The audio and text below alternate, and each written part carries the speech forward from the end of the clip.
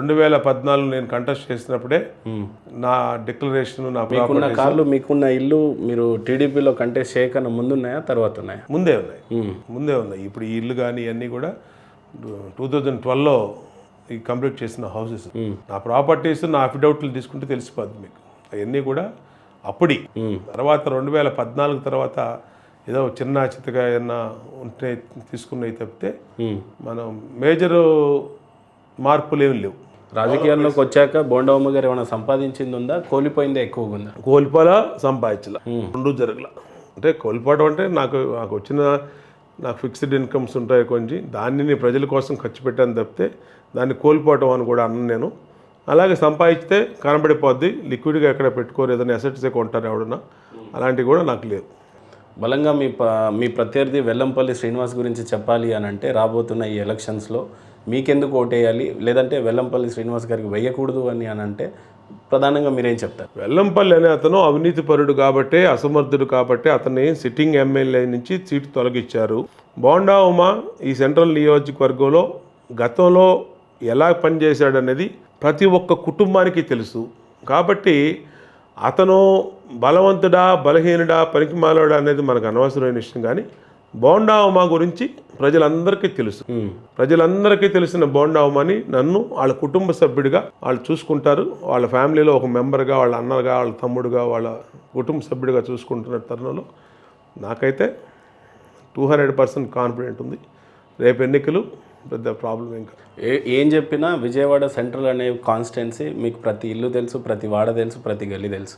ఈరోజు వెల్లంపల్లి శ్రీనివాస్ గారు లోకల్గా చెప్పుకోవడానికి ఉన్నప్పటికీ ఆయన కొద్దిగా కాన్స్టిట్యున్సీ కొత్తగా ఉంటుంది. సో రాజకీయ పరిణామాలు ఏ రకంగా ఉండబోతున్నాయి అని అంటే ఏం చెప్తారు? డిపాజిట్ రాదని చెప్తున్నా. అతనికి డిపాజిట్ కూడా కష్టం. ఎందుకంటే టోటల్ ఓవరాల్గా వైసీపీకే ఆ పరిస్థితి ఉంది. వైసీపీకే సింగిల్ డిజిట్కి వచ్చే పరిస్థితి స్టేట్లో. ఇతను ఇక్కడ అసలు ఇతను అవినీతి గురించి సెంట్రల్ నియోజకవర్గ సిటీ ఇది విజయవాడ సిటీ. విజయవాడ సిటీలో అందరూ కూడా అవేర్నెస్ ఉంటారు, ప్రతి మూమెంట్ని వాచ్ చేస్తూ ఉంటారు. కాబట్టి వాళ్ళందరికీ ఇతను వెల్లంపల్లి ఏంటో తెలుసు. వెల్లంపల్లికి ఇక్కడ డిపాజిట్ కూడా రాదు. గతంలో చంద్రబాబు నాయుడు గారు ముఖ్యమంత్రిగా ఉన్నప్పుడు బోండా ఉమా గారికి మంచి సత్సంబంధాలు ఉండే ముఖ్యమంత్రితో అనేవాళ్ళు. ఎప్పుడు వెళ్ళినా ముఖ్యమంత్రి దగ్గరికి కొన్ని ఫైల్స్ మీద ఫైల్స్ పట్టుకొని పెండింగ్ పనులున్న చాలా రిక్వెస్ట్లు చేసి ఫండ్స్ తీసుకొని వచ్చారనే పేరుంది. అలాంటి ముఖ్యమంత్రి గురించి చెప్పాలంటే మీ అనుబంధం చంద్రబాబు నాయుడుతో ఏ రకంగా ఉండింది? చంద్రబాబు నాయుడు గారు డైనింగ్ టేబుల్ వరకు వెళ్ళగలిగే వ్యక్తి బోండా ఉమా. అది ఎప్పుడు కూడా మాకు ఆ స్వతంత్రం ఉంది. 25 సంవత్సరాల తెలుగుదేశం పార్టీ జర్నీలో ఆయన మాకు ఎప్పుడో ఆ వాల్యూ ఇచ్చారు, ఆ ఇంపార్టెన్స్ ఇచ్చారు. మేము అట్లాగే ప్రజల సమస్యల మీద నిత్యం పనిచేసేవాళ్ళం. తెలుగుదేశం పార్టీ అంటేనే ఎప్పుడు కూడా ఒక కసితో పనిచేసేవాళ్ళం. ఈ పనే ఇవ్వాలి, ఈ రోడ్డుకి ఈ 2 కోట్లు, ఈ బ్రిడ్జికి 5 కోట్లు, లేదంటే ఈ హాస్పిటల్కి 1 కోటి రూపాయలు ఇలా తీసుకురావాలి నిధులు అంటే అదే పని మాకు ఉండేది. లేదంటే ముఖ్యమంత్రి సహాయ నిధనం, పబ్లిక్ ఇష్యూస్ అయ్యే ఉండేవి. ఎందుకంటే నేను బిజినెస్ నేను ఎప్పుడో 2012లోనే నేను వ్యాపారాలు ఆపేశాను. అప్పటి నుంచి వాటి వరకు ఏ వ్యాపారంలో లేను నేను.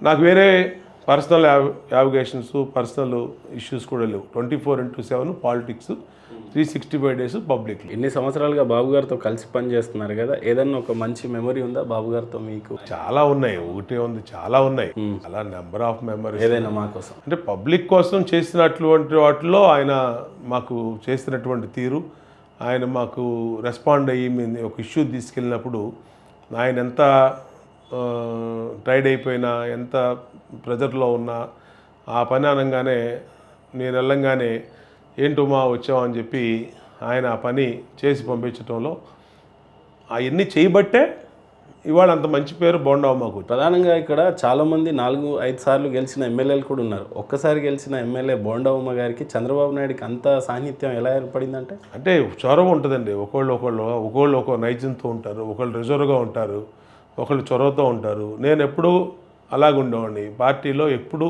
24/7 యాక్టివ్గా ఉండేవాడు. ఇప్పుడు ఆయన మీద కానీ, గవర్నమెంట్ మీద కానీ, అధికారులు ఉన్నప్పుడు అసెంబ్లీలో కానీ, బయట కానీ చిన్న మాట ఎవరు మాట్లాడినా ఇమీడియట్గా నేను ఒక జాతీయ అధికార ప్రతినిధిగా రెస్పాండ్ అయ్యేవాడిని. తర్వాత అధికారంలో పోయిన తర్వాత బహుశా అందువల్లనే శత్రువులు కూడా ఎక్కువ పెంచుకున్నట్టున్నారు పార్టీ గురించి మాట్లాడి బోండా ఉమా గారు. వైసీపీ నుండి చాలా శత్రుత్వాన్ని కొని తెచ్చుకున్నట్టున్నాడు. ఉంటుంది, అన్నీ ఉంటాయి పాలిటిక్స్లో. మనం కొన్ని వద్దనుకున్నా వస్తాయి. ఎస్. ఇప్పుడు ఈ రోజా లాంటి కూజా ఎన్ని ఎన్ని ఎన్ని అది మా పార్టీలో మాతో పాటు తిరిగేది అమ్మాయి. మరి తర్వాత వాళ్ళు వెళ్ళి ఎలా మాట్లాడుతుంది చంద్రబాబు గారిని, మమ్మల్ని ఎలా మాట్లాడుతుంది. కాబట్టి ఇవన్నీ కామను. గొడాలు నాని ఒక పక్క విడుదల రజనీ గారు అయితే ఏకంగా మీ వనంలో పెరిగిన మొక్కని నేను, మీరు నాటినటువంటి మొక్కని నేను అని చెప్పిన విడుదల రజనీ కూడా ప్లేట్ ఫిరాయించి వేరే పార్టీకి పోయిన పరిస్థితి. ఇలాంటి మొక్కలు తొక్కలు బోల్డ్ మంది ఉంటారు ఇవన్నీ పాలిటిక్స్లో. అందరూ మామూలు రేపు మళ్ళీ మా దగ్గరికి వచ్చేసి మేము పుట్టింటికి వచ్చేసాం, ఇప్పుడు నాకు చాలా కంఫర్ట్గా ఉంది, నా పుట్టిల్లు ఇది, అదంతా రెంటెడ్ హౌస్, తొక్కలు అది చెప్తారు. ఇవన్నీ కామన్ జరుగుతూ ఉంటాయి, ఎన్ని కళ్ళ ముందే జరుగుతూ ఉంటాయి. ఇప్పుడు బోల్డ్ మంది పార్టీలు మారుతూ ఉంటారు, చేస్తూ ఉంటారు, వస్తూ ఉంటారు, వెళ్తూ ఉంటారు.